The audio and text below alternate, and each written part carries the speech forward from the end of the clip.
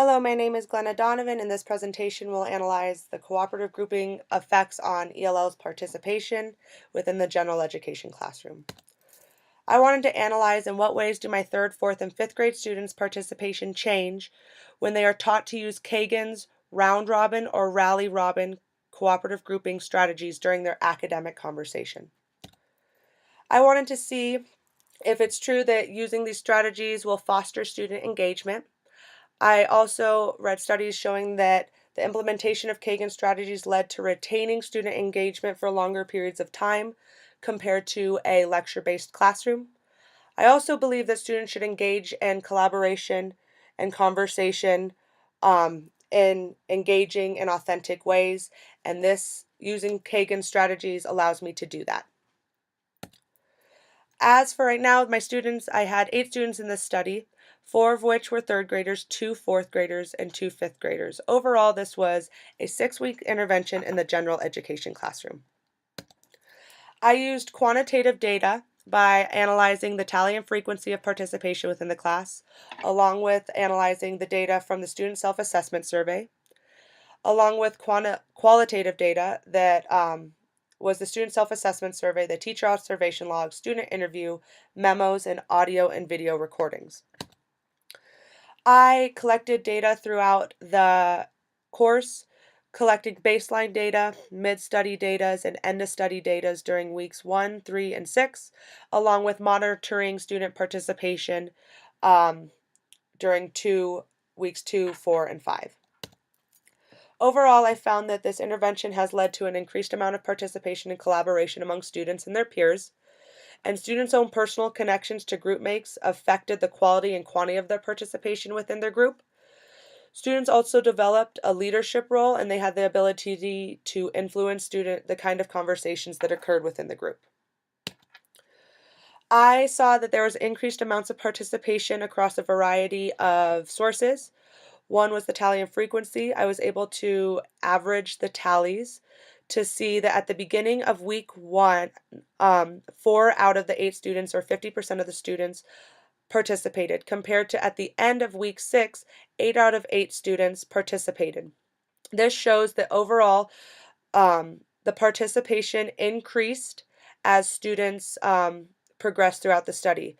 Through student interviews, they attributed this to their ability to grow more comfortable with the strategies of Kagan's rally robin and round robin structures.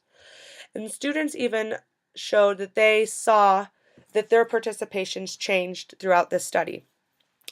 During the student self-assessment, they identified at the beginning 5 out of the 8 students identified as sometimes participating within their group, compared to the end, 5 out of the 8 students identified as always participating. This increased amounts of participation shows that that Kagan's round robin and rally robin cooperative grouping structures does in fact change participation rates in the classroom. I also saw that students' connection to their classmates played an important role within the amount they participated. At the beginning, 5 out of the 8 students identified as they never liked to participate in their group. And then at the end, 5 out of 8 students identified as always liking to participate in their group. Through student interviews, it became apparent that they started forming a connection, and that led to an increase in why they liked participating. They identified it as being fun to learn with friends, and they got to work with their friends as a team. The fact that they were referring to their friends as teams and as friends shows that there was a strong connection that formed throughout this study. Sadly, though, one student identified themselves as not growing close with their classmates, and that they were actually hesitant and scared to participate because they didn't want their classmates and their group mates to think that they were stupid. In the second graph, that is student C. Student A is a random student who identified themselves as always liking to participate. Student B is a random student who identified themselves as usually liking to participate. And student C is a student who identified themselves as sometimes liking to participate. In the second graph, I analyzed the actual amounts of participations that these individual students portrayed through different observations throughout the study. As you can see at the beginning and the end, student C is 50% less likely to engage in academic conversation compared to student A. This shows that student C, um, the lack of connection that student C inhibited her from participating as much as student A did. I also saw that there are different roles that formed within the group. Overall, a collective whole mentality formed. And that is more the idea that students were active members within their groups.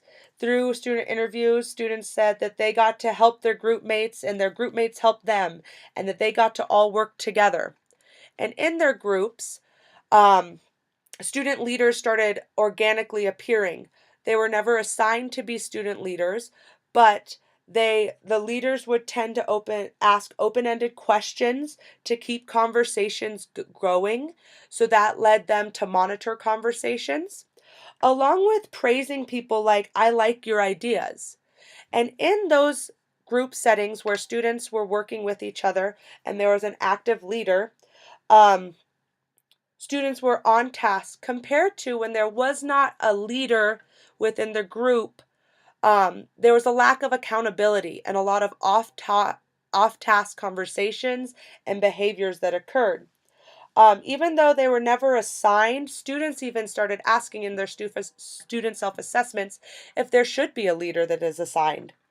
Also, in a student interview, they attributed their success as a group to another student who always kept them on what they were supposed to do. Overall, I realized that action research is really not as scary as one would think, and it's actually very informative.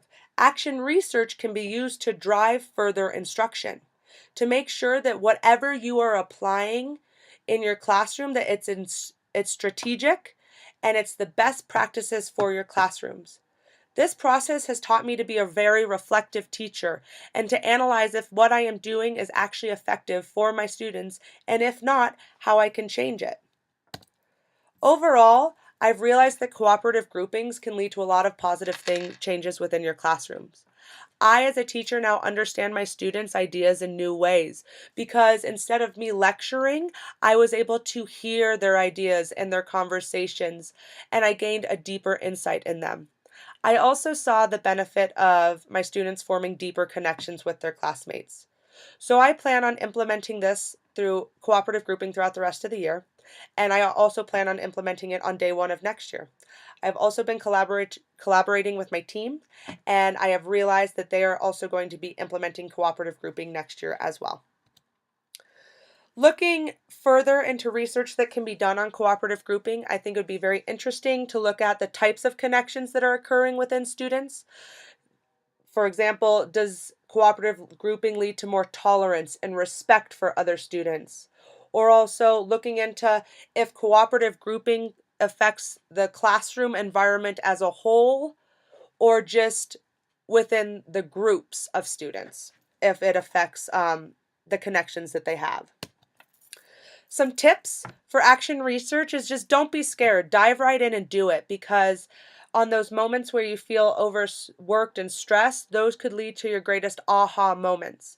And just be ready to take the twists and turns because it's going to help you in the long run. If you are planning on implementing cooperative grouping, some tips I would give you is to be strategic in your grouping, to make sure that you have kids that can form connections that are grouped together, along with putting kids who are leaders among the groups, along with being strategic in your implementations. That means letting kids know why your expectations are the way they are for the cooperative grouping format. Along with, when integrating cooperative grouping, it can be scary for kids to talk with others. So have some team building exercises and non-content at the beginning so it's not as scary.